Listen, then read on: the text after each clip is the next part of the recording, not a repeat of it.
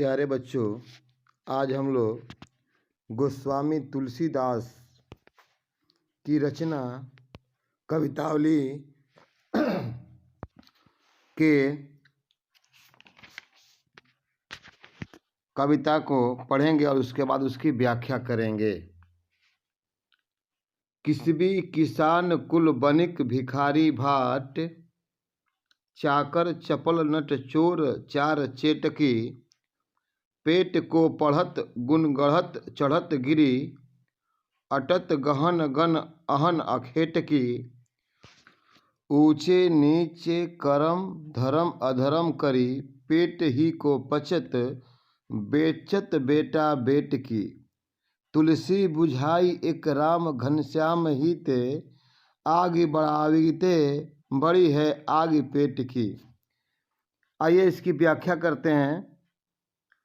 तुलसीदास जी कहते हैं कि मेहनत कश मजदूर, किसान, परिवार, व्यापारी, भिखारी, भाट, नौकर, चाकर, कुशल अभिनेता, चोर, दूत, बाजीगर सब पेट भरने में लीन हैं।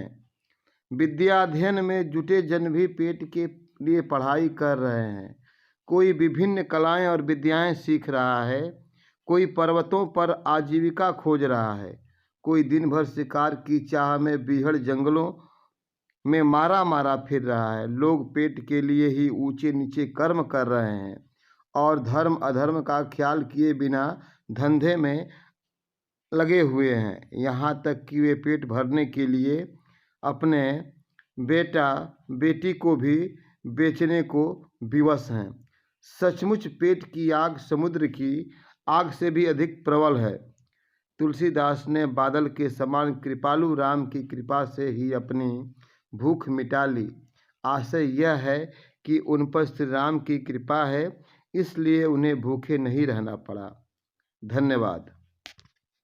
प्यारे बच्चों, इनका दूसरा है, खेती न किसान को, भिखारी को न भीख, बलि बनिक को न बनिज, न चाकर को चाकरी, जीविका विहीन लोग सिद्ध मान सोच बस, कहे एक एकन सो कहा जाई का करी, विदहु पुराण कही लोकहु बिलोकित, सांकरे सबय पैराम रावरे कृपा करी, दारिद दशानन दबाई सुनी दीन बंधु, दुरित दहन देख तुलसी आहा करी।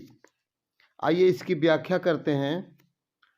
तुलसीदास अपने समय की भयंकर दुर्दशा का चित्रण करते हुए कहते हैं, ऐसा बुरा समय आ गया है कि किसान के पास खेती करने के साधन नहीं है, भिखारी को भीख और दान नहीं मिलता है, बनियों का व्यापार मंदा है, नौकरीशुदा लोग नौकरी के लिए दर दर भटक रहे हैं, उन्हें काम नहीं मिल रहा है, काम धंधे से वंचित लोग चिंता के कारण सिहरे हुए हैं, सभी एक एक यही कहते दिखाई पड़ रहे हैं, कहाँ जाएं, क्या करें।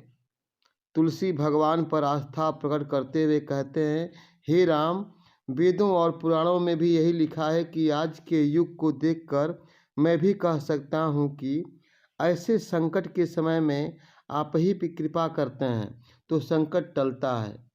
हे दीन दयालु, आज दरिद्रता रूपी रावण ने सारी दुनिया को अपने चंगुल में फंसा लिया है। चारों ओर पापों की ज्वाला जल रही है, उसे देखकर सब और त्राहि त्राहि मच गई है, सब हाय हाय कर रहे हैं। आइए इनका तीसरा पढ़ते हैं अब। प्यारे बच्चों, आज इनका हम कवितावली का तीसरा पैराग्राफ पढ़ेंगे। धूत कहो अवधूत कहो, राजपूत कहो जुल्हा कहो कोऊ, काहू की बेटी सो बेटा न ब्याहब, काहू की जाति बिगाड़ न सोऊ, तुलसी सर नाम गुलाम है राम को, जाको रुचे सो करे कछु को ओऊ, मांगी के खेबो मसीत के सोइबो, लेबो को एको न देबो दोऊ। आइए इनकी व्याख्या करते हैं अब।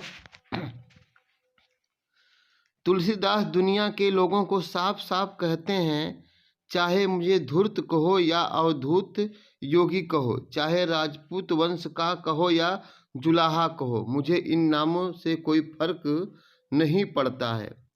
मुझे किसी की बेटी से अपना बेटा नहीं ब्याहना है कि जिससे कि किसी जात में बिगाड़ पैदा हो।